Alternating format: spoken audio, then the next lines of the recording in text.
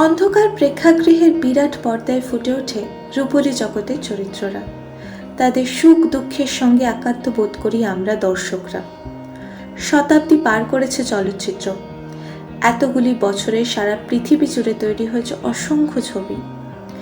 আজ আমি অনন্যা আপনাদের শোনাবো পৃথিবীর প্রথম চলচ্চিত্র কিভাবে তৈরি হলো সেই কাহিনী।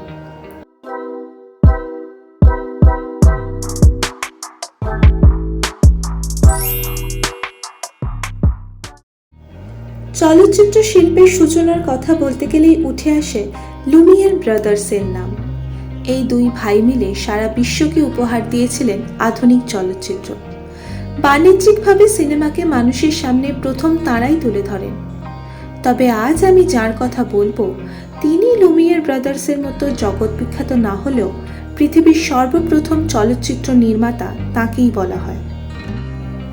তিনি হলেন ফরাসি শিল্পী ও উদ্ভাবক লুই লে প্রিন্স।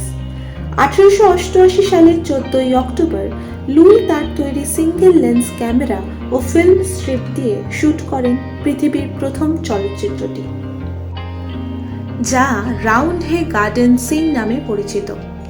20টি ফ্রেমের এই চলচ্চিত্রটির দৈর্ঘ্য ছিল মাত্র 1.66 সেকেন্ড। 12টি ফ্রেম প্রতি সেকেন্ড অনুযায়ী চলচ্চিত্রটি তৈরি।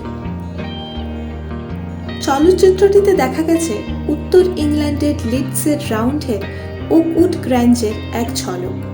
লুইয়ের শ্বশুর জোসেফ হুইটলি ও শাশুড়ি সারা হুইটলির বাড়ি ছিল এই ওকউড গ্র্যাঞ্জ। ছবির দৃশ্যটিতে সারা, জোসেফ সহ লুই পুত্র অ্যাডলফি লে প্রিন্স ও পারিবারিক বন্ধু অ্যানি হার্টলিকে বাগান পরিদর্শন করতে দেখা গেছে।